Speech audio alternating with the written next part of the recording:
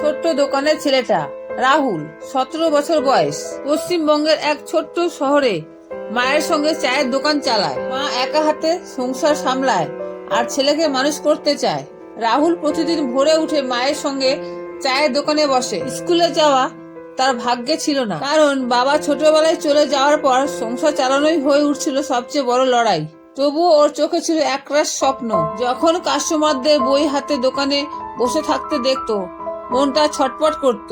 একদিন এক বৃদ্ধ লোক এসে বললেন, তোমার চোখে আমি ক্ষুধা দেখেছি, কিন্তু সেটা খাবারের না, জানার, শেখার। এই ভদ্রলোক ছিলেন অমিত স্যার। তিনি অবসরপ্রাপ্ত শিক্ষক, কিন্তু রাহুলের চা খেয়ে সেই চায়ের দোকানটাই করে তুললেন এক অস্থায়ী স্কুল। প্রতিদিন রাতে দোকান বন্ধ হলে অমিত স্যার রাহুলকে ইংরেজি, অঙ্ক আর ইতিহাস পড়াতে লাগলেন। রাহুল চা তৈরি করত আর অমিত স্যার তার মনের জানালা খুলে দিতেন। একদিন রাহুলকে জিজ্ঞাসা করা হয়, তুমি কি হতে চাও?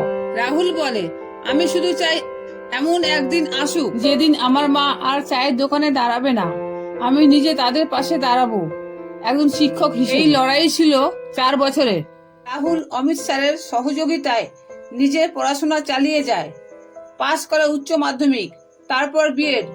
আজ সেই রাহুল একটা সরকারি স্কুলে শিক্ষকতা করে।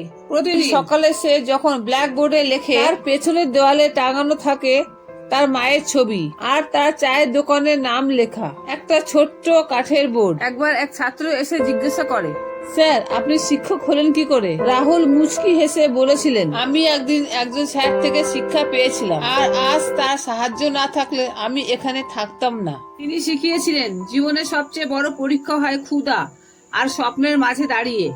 আর যেতে তারা যারা হার মানে না। জীবনে বড় হতে হলে টাকা না, দরকার হয় একটা বিশ্বাস। কেউ একজন বলুক তুমি পারবে। নমস্কার বন্ধু, আজকের এই গল্পটি আপনাদের কেমন লেগেছে কমেন্টে অবশ্যই জানাবেন। ধন্যবাদ।